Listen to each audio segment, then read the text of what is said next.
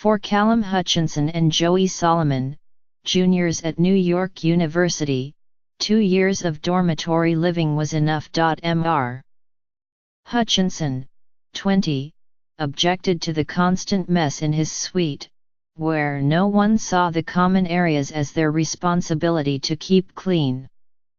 Mr. Solomon, also 20, disliked that his guests not only had to be signed in, but also signed out, with visitors unable to leave until the security guard found their names in a sheaf of papers. So last summer, these friends and classmates, who met as freshmen while studying photography, decided to look for a 2-bedroom off campus. Their budget was up to $3,000 a month. Mr. Hutchinson, who is from Long Island, contacted Edward Henwood, a licensed salesman at Mirador Real Estate, who knew a friend of his mother's. He and Mr. Solomon, who grew up in Queens, initially wanted to live within walking distance of school, in Greenwich Village, but it was difficult to find something affordable there. They looked in the East Village and on the Lower East Side, but found cramped spaces. There were mostly 2 bedrooms of vastly unequal size, in walk ups on high floors. Was their budget realistic? I don't think so, Mr. Henwood said. 1 Lower East Side apartment, for $3,000, had 2 small bedrooms but no living room. In another, a 1-bedroom for nearly $2,900 on Delancey Street, the second bedroom had to be carved out of the living room, and the landlord intended to add some kind of frosted glass at the top of the partition wall to let in light. Mr. Hutchinson also noted a lack of electrical outlets. I don't like the idea of feeling like I have to put a lamp here because there is only one place there is an outlet, he said. It constrains where you can put furniture.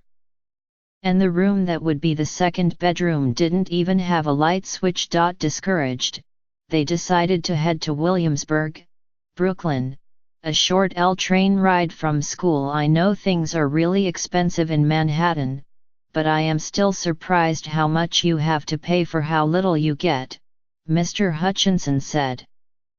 The extra expense of a Metro card to take the subway to Brooklyn seemed negligible by comparison. In Williamsburg, they were encouraged.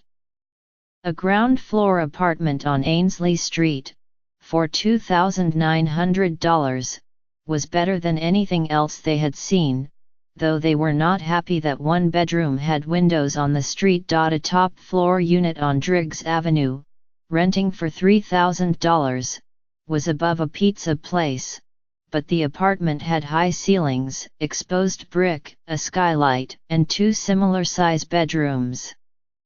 Mr. Hutchinson and Mr. Solomon were interested.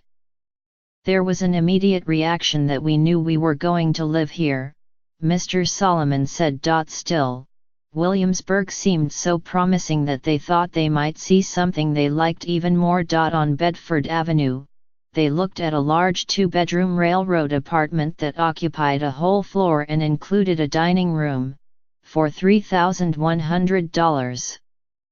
But the layout seemed odd. 1 bedroom had 2 doors, one to the hallway and the other to the second bedroom, and the interior was run down, with creaky floors. Another apartment, on Graham Avenue, was within their budget at $2,850. But 1 bedroom was especially small. It was an unfair distribution of size, Mr. Solomon said. Also, the apartment was above a deli and didn't feel homey. They knew they wanted the apartment on Driggs, and Mr. Henwood suggested they not hesitate any longer. Mr. Hutchinson and Mr. Solomon used their parents as guarantors, paying a broker's fee of 15% of a year's rent, or $5,400.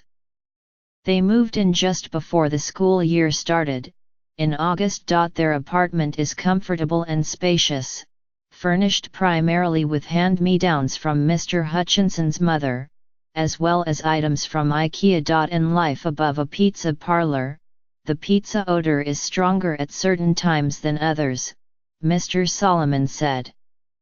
If I have my windows open, it smells like I am in the pizzeria, which makes me hungry. But no one is bringing me a pizza, he added, so it's a little tantalizing.